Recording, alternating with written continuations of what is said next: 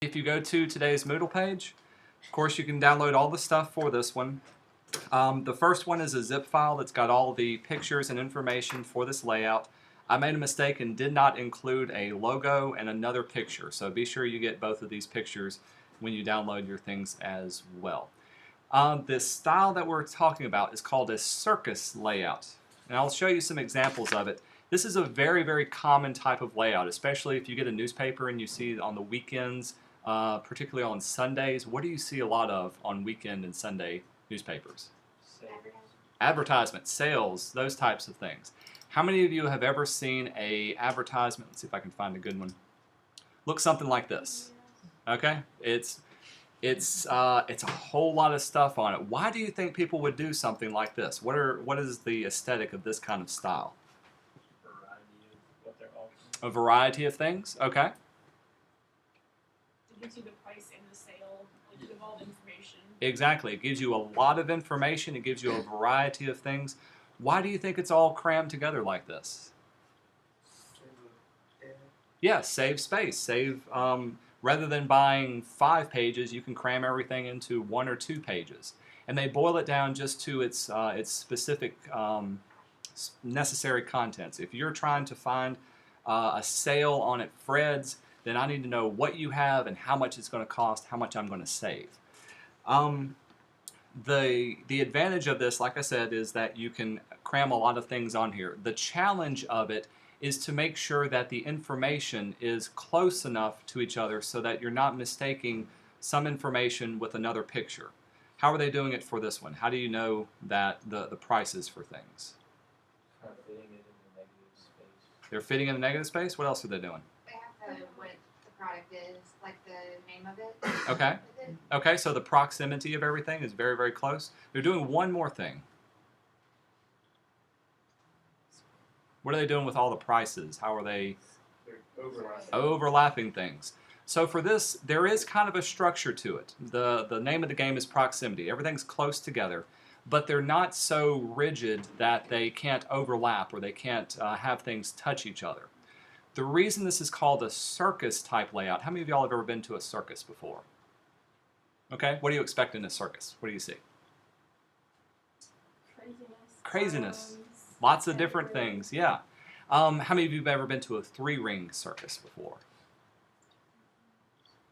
Okay, in a 3-ring circus, usually there's like one main ring and there's a bunch of little rings or 2 little rings. The main ring is where the clowns and all the main performers are, and then there may be a smaller ring for animals, a smaller ring for acrobats, those types of things. So when you say, I went to a 3-ring circus, that's what you're going to.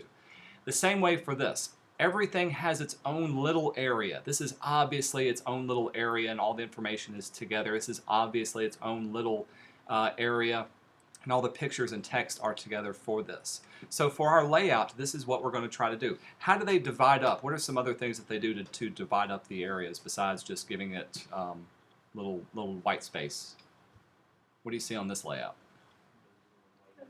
Yeah, little wavy lines. So there's nothing wrong with adding lines to it, but the layout is exactly the same. Let's look at some more examples. So here's a great example of how things are structured. What's the first thing that captures your attention? Big TV, the guy breaking out of it, playing baseball. Usually there's one thing that'll draw your eye in, so there's your attention-getting picture, but then your eye is drawn around to the rest of the page. Can you tell how many columns are set up for this page? It's a 2-page spread, so how many columns are on this one? How many are in this one? Ah, there you go, 4. So technically it could have been 4 in each page. They're just choosing to use 2 of them. But notice how they're breaking through a lot of the column structure. They're allowing things to overlap and allowing things to touch. The main thing is they're keeping prices and they're keeping information close enough together so that I don't think this camera cost $1,499. I know that this one costs nearly $2,000. Does that make sense? Let's look at another example. Unfortunately, when you find examples of these aren't like the big sexy graphic design that you see a lot. They're usually very small. How are they laying this one out? How many columns per page? 2 columns, obviously 2. But they're overlapping things. They've got the same type of structure. Another thing to notice is that all of the text is exactly the same. The headings are the same size, the text in for body copy, the specs of it. Even though you can't read it specifically, you know everything's the exact same size. What can we do as graphic designers to ensure all of the text is exactly the same? What do we use?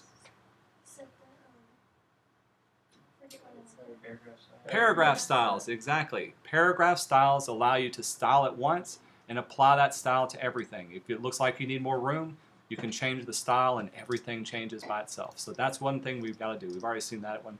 Here's another one. Fred's is well known for doing those. I would love to be the graphic designer that lays out these things, because you've got dedicated source of income and they need it every week.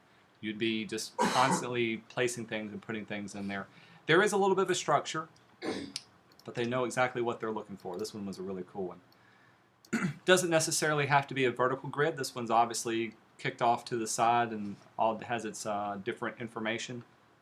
But they're using the negative space to place everything together. This one was a lot of fun.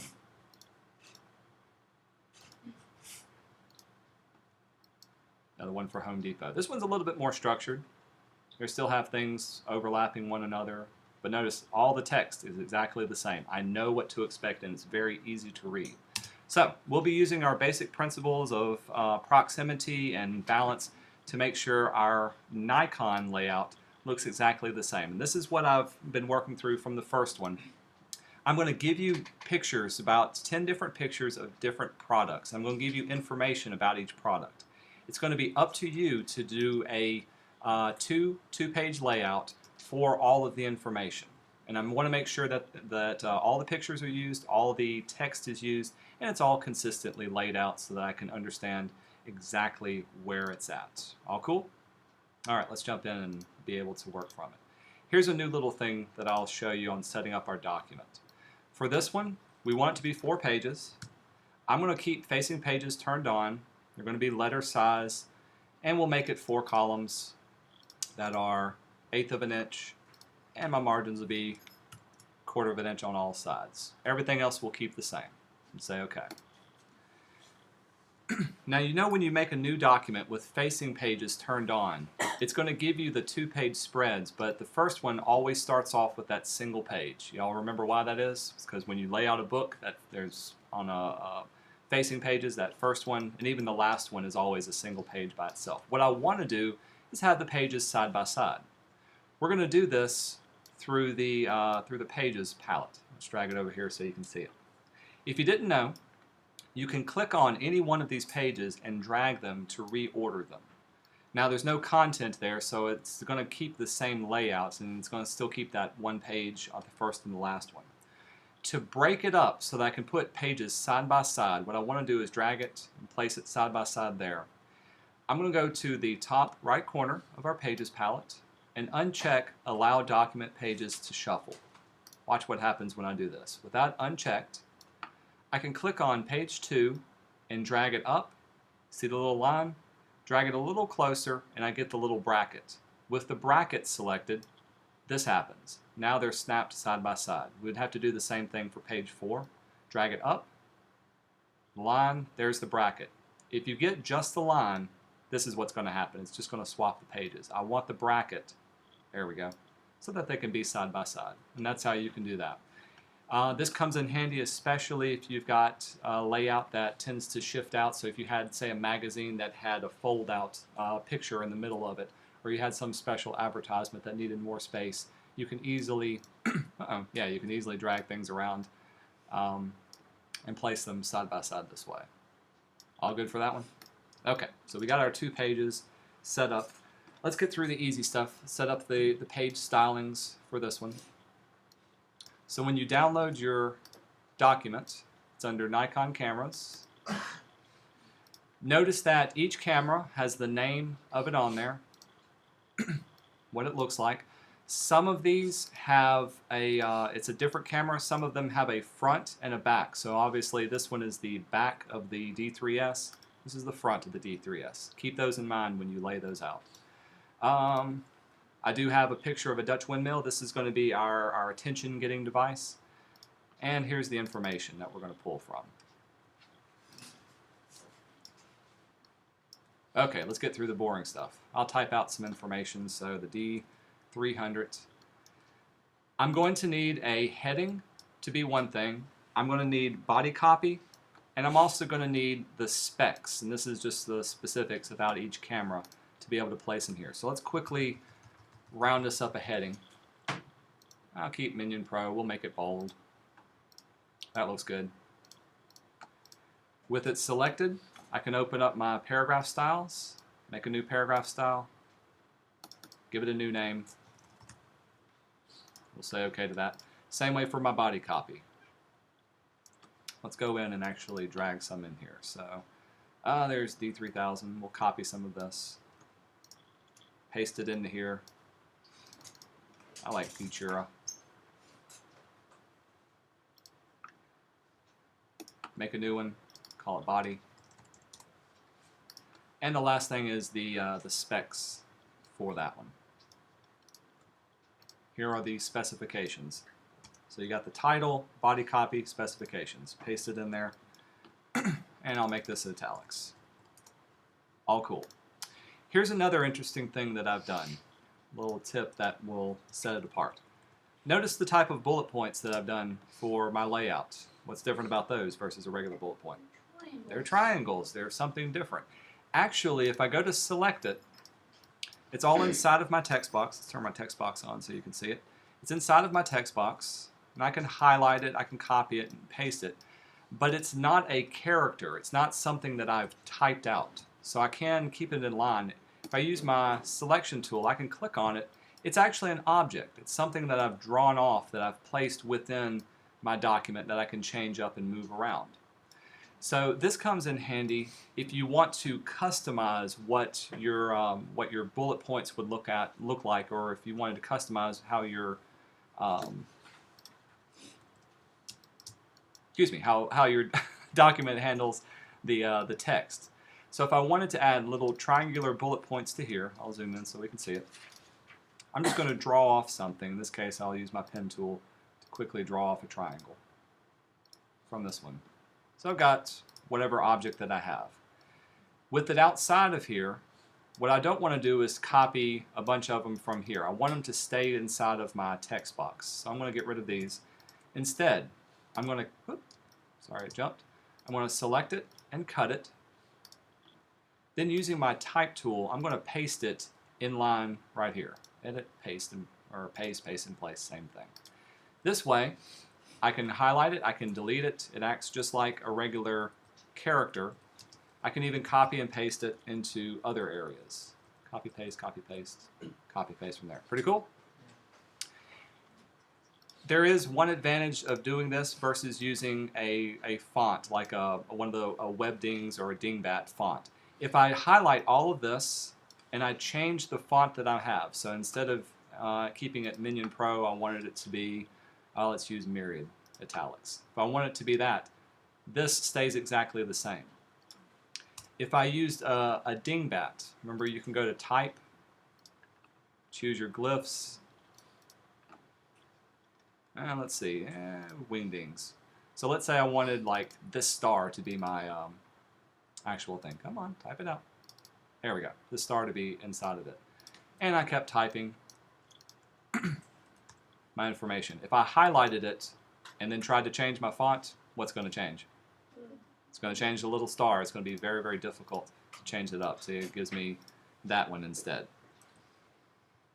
So that's just a little extra tip to make things in life a little bit easier for laying these out. So I've got my styles created. Actually, I didn't have one for the specs.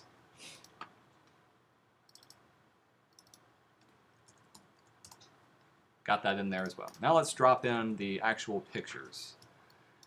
You do have 12 pictures that you're pulling from. So I need to make 12 text boxes. How do I do that? Arrow keys. Quick and easy way of doing it. Let's drop them in. Command D. Do pay attention. There's the Dutch windmill. I don't want to get this one just yet. I just want to get all of the pictures. Highlight them. Place them in here. All cool. Let's shrink them down so we can see them. There we go. Fit them even better. Perfect. For some of them, remember if you want them to overlap, so let's say I wanted to use this particular image at the top, and I wanted to have the back of it to overlap it. Well, this is going to happen. How do I get rid of the little white space around it? What do we use? Clipping path, exactly. So with it selected under the Objects clipping path, or Command-Shift-Option-K, since everything has a nice white background, I'm just going to let the computer detect the edges. And you can see it'll clip out, and I can clean that up and play around with that as well. All good for as far as placing things and making sure everything is in there. Here comes the fun part. Actually, I need to go ahead and place my large picture within here so I can work with it. So I'm going to move this out of the way. Let's place my windmill. The windmill, remember, is the attention-getting picture. This is the one thing that's going to draw us in. So that's why it's got the most colors. It's got, it's almost like it's an example of a photograph taken with the Nikon. You can place it at the top left-hand corner. Most people read from left to right. It doesn't have to go here. You can place it in the center of your layout. You can change up the scale of it and have it off to the side, taking up 2 columns or something like that. Just for the sake of time and ease, I'm going to keep it over here. I'm leaving the layout of this up to you, any formatting that you have up to you as well. Now what I need to do is to place all of my products on the 2 pages, and keeping in mind that I have text that needs to go with it, and I need to keep everything separate. So if I was looking at this, it needs to go on top. Whoop.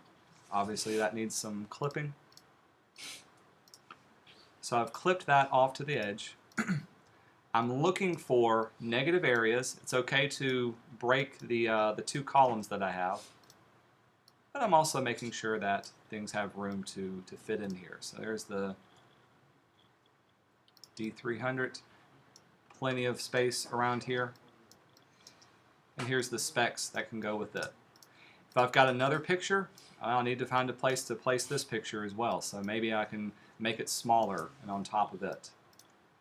What would I need to do if I wanted my text to not be covered up with this one?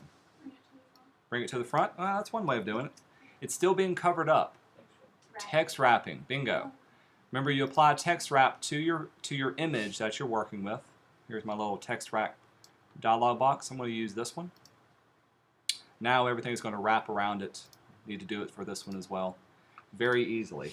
And I can keep everything kind of the same, working with this. Let's have a look at it in preview mode. That's looking pretty good. You can see how everything works together. I could move this a lot closer to my image to make sure that there's no confusion where it's at. Pay attention to the amount of vertical space it took up just for this one image, just one product. If you look at my rulers, at the top here, it's going from about 4 inches to about 8.5 inches. So I've got about 4.5 inches of vertical space just for this one product. Well, how much room do I have left down here? Look at your rulers. There's 8.5, huh? Like 2 inches. Not a lot of space down here as well. So if I'm placing something down here, I want to make sure, well, is there enough room for it? I probably could get away with one of these skinnier cameras placed down here. And then I would have this area open to place more text. This is the puzzle of placing it together. The other thing I can do is try to conserve as much space within here as possible. So let's look at some areas to see how we can conserve it. Let's see, we'll go back into preview mode. So I've got this, I got a nice white space area here. And I've got this filling in this area. How could I make this information fill in more of the area? What would you do? 2 columns, bingo. I can keep everything in this one text box and then update the number of columns inside of here. So now that I've got it at 2, we'll bring it up. Now there's a lot more space. I've got more negative space to work in from here. I can move this around. This doesn't even have to be here at the bottom. I've got space up here that I could place it. All of this is the fun part. Oop, we do need to bring it to the front and make sure it works well within here. Now check out the amount of space. I've got at least another inch that I can pull from to be able to place more information within my document. Make sense? All cool? So as you're playing around with it, you do want to be sure everything is a part of it. All the information, text, pictures. You can see how I've laid out this one. I'll move my styles out of the way so we can see what we're working with. Check out my other page. So here's my page 2. I've got things overlapping. It's perfectly fine to overlap, especially if it's a picture in the gutter between 2 pages. I've got this text is next to this one. I've got this text next to this one. What would happen if I didn't have this line right here? Exactly. I'm going to be putting specifications right here for this one. Well, if these are too close together, it may be misread. So adding a little line, just a simple line right there, allows me to place that, to differentiate both of those sides as well. Very simply, if I move this down, I'm still keeping that 2-column type layout. I could do something like this. Everything still stays the same. I can adjust the size of the pictures. Still works out. I can play around with how things look. But your job is to fill in as much of the negative space as possible within your document. Make it look very, very full. All cool? The last thing, let's see, on the back of the page, just to make sure you understand, I don't want any of the information running outside of your outer margins. So I don't want any of the pictures, so that would be incorrect because the picture is outside the margins. However, the inside margins are fair game. You can overlap those. Use everything. Use text wrap where that's appropriate. Keep everything aligned to the picture so that I can easily read it and easily use it. You've got 4 pages and about 10 products. So that's about 2 to 3 pictures or 2 to 3 products per page. It is possible to fill this up. On the second page, just as you've had, oh, by the way, you need this, the wording, revolutionary design, DSL power, added to your picture. On the second page, this is where that second windmill picture, let's see, where is it? There we go. That you'll download will go into, yeah, this picture will go on the second page along with the second bit of text as well from that one. All cool? What about the Nikon logo? Ah, the Nikon logo, yes, does need to be a part of your layout in some way as well.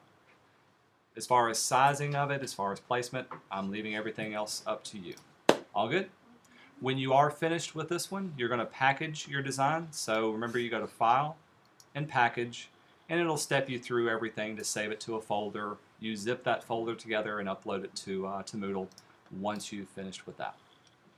Alrighty, once you're finished, you're free to go. This is all we're doing today. Turn your computers back over to you.